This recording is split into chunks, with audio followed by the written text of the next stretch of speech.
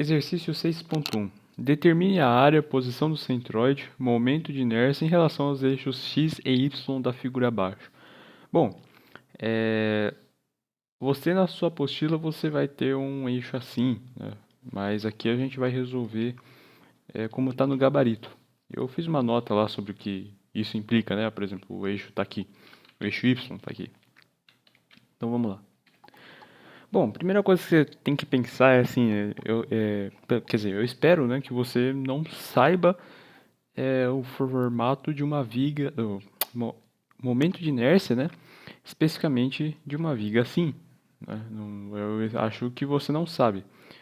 No entanto, você sabe, com certeza, o do retângulo, né? Você sabe o do retângulo.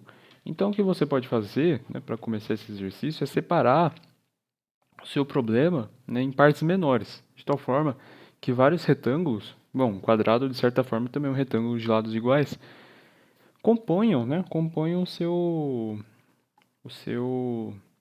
sua viga, né?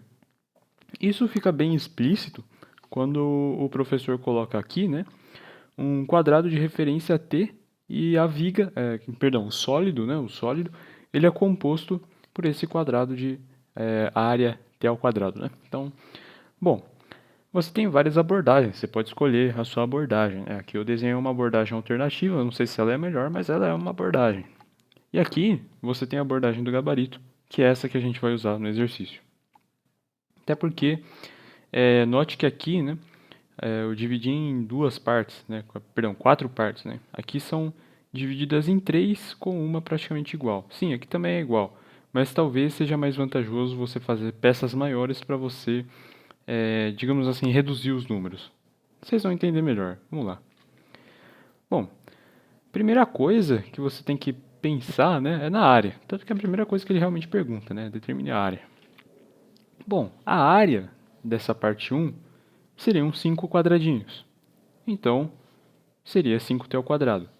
Bom, nesse caso, se você não tivesse a referência dos quadradinhos, era simplesmente fazer a área do retângulo. Não teria um problema quanto a isso. Bom, para o 2 também são 5 quadradinhos aqui, caso seja meio difícil de ver, que está meio escuro, né? Para o 3 é um quadradinho. E para o 4, né, que eu chamei no outro lado aqui para ficar mais fácil de trabalhar, é também um quadradinho apenas. Um quadradinho apenas. Segunda coisa que você tem que pensar é o centroide. Ele até quando decidi fazer nessa sequência mesmo, porque se ele só pedisse o momento de inércia, de qualquer forma você ia ter que achar essas duas grandezas aqui, né?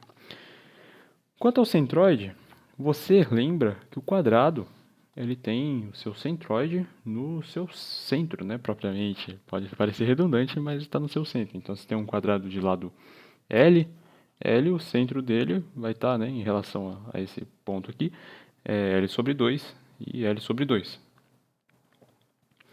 Nesse sentido, então, o centro de cada quadradinho em relação a qualquer aresta, né, qualquer vértice que você escolha de qualquer quadradinho, sempre vai estar, né, t sobre 2.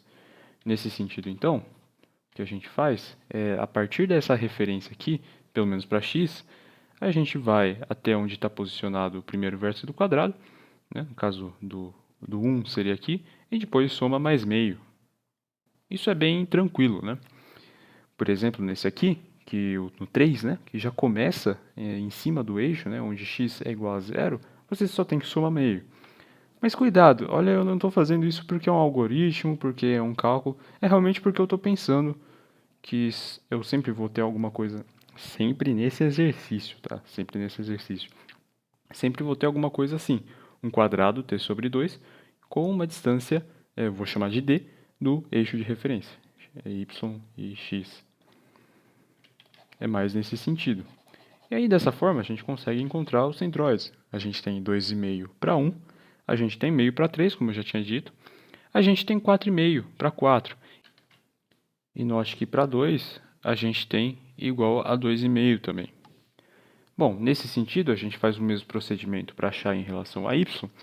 E a gente encontra aqui, então, o 3 e o 4, eles vão ter uma distância de 4,5. Observe sempre que eu estou referenciando em cima dos quadrados. Fica mais fácil de perceber. 1, 2, 3, 4 quadrados. Dessa forma, a gente consegue realmente encontrar os centroides. Bom, do 3 e do 4 eu já falei. Eu esqueci de falar do 1, né, que é até menor. O 1 ele vai estar aqui no meio, note que ele já começa a partir de y, que é igual a 0. E aí você tem 1, 2, mais meio, como eu havia dito antes. Então você tem 2,5. E para o 5, você vai ter 5,5. 1, 2, 3, 4, 5, mais meio. Então, 5,5. Dessa forma, você escreve os seus centroides para cada corpo e você guarda essas informações. Bom, agora a gente vai achar o momento de inércia próprio do corpo, que no caso seria o que passa pelo centroide. Como assim? Vamos supor que você tenha um eixo de referência aqui, yx, e você tem um quadrado. E nesse quadrado tem um centroide. E nesse centroide passa um eixo y', cuidado, e um eixo x'. E a gente está calculando o momento de inércia com relação a esse referencial aqui.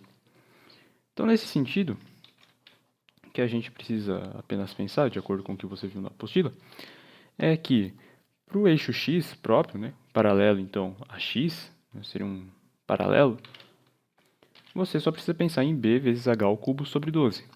E para o y, que seria então paralelo ao nosso eixo y aqui, seria um y', então, por exemplo, desse corpo aqui ele estaria aqui, você deve pensar no momento de inércia em y como sendo h vezes a base ao cubo sobre 12. Bom, vamos analisar para o corpo 1. O corpo 1 ele tem h igual a 5t e b igual a t. Corpo 1. O corpo 2 ele vai ter h igual a t e b igual a 5t. E o corpo 3 e 4 terão, então, apenas t e t. H igual a t, perdão, isso aqui não era para estar aqui, e b igual a t. Então, o que a gente deve fazer é aplicar as fórmulas. Tudo bem. E aí é mais uma questão de aplicação de fórmula. Lembre-se sempre de deixar os seus resultados organizados. Aqui eu dou uma sugestão de você construir uma tabela, porque uma tabela você consegue fazer as contas um pouco mais rápidas, né? Do tipo, você já tem, você achou, né, a área, os centroides, os momentos de inércia. E a partir disso, note que você tem uma certa organização que você consegue multiplicar a área pela distância do centroide, né, ao eixo mesmo, que no caso é o próprio centroide. Então aqui, por exemplo, e aí você tem a vezes x ao quadrado. A x centroide, né, ao quadrado. Porque você vai ter que usar o teorema de Steiner, por exemplo, para achar ix, né, que corresponde então a ix do centroide mais a área vezes a distância ao quadrado até x. Perdão, no caso aqui, até y. Bom, você organizou sua tabela, então vamos lá. Para calcular a área, é simplesmente o somatório de áreas, não tem muita pegadinha. É simplesmente isso mesmo, é o somatório de áreas. E aí você já obteve a primeira resposta que ele queria, que era a área. Para obter o centroide, você tem que lembrar que o centroide é a média ponderada dos centroides, né, de cada corpo, usando a área. Né? Então, usando a área. E aí você substitui e obtém os valores, tanto para x quanto para y. É agora o que eu estava falando, que você queria obter o momento de inércia da figura com relação a x e y, que você pode pensar que seria então o somatório, né, de todos os momentos de inércia com relação aos seus próprios centroides, vezes a distância até o eixo que você está procurando o momento de inércia. Né? E isso não seria uma função A, né, mas é a área vezes o centroide, y no caso aqui, y para x, né, ao quadrado, de cada corpo. Bom, você pode separar o somatório. E o que isso implica dizer? Que você pode simplesmente somar essa coluna da tabela, para você achar uma parte, né? E a outra parte você soma essa coluna da tabela. E dessa forma, perdão, essa coluna não, é essa coluna. Essa coluna, porque é y. Você quer o de x, você tem que pegar o de y. Então, nessa coluna, você pode somar aqui, somar essa aqui, e você vai obter o seu momento de inércia, né? Bom, a mesma coisa para y, você também pode separar, e note aqui então que a distância do corpo com relação ao eixo y, então será o centroide de x para cada corpo. E você pode separar também, separar, e aí então você soma essa parte aqui com essa parte aqui. Então, aqui e aqui. E você então obtém seu momento de inércia. Bom, como eu tinha dito, tem uma nota. Se o y estiver aqui no meio do corpo, então, como esse corpo é simétrico, nós teremos x igual a zero. É isso. Bom, eu espero que você tenha entendido e eu espero você no próximo vídeo. Até mais.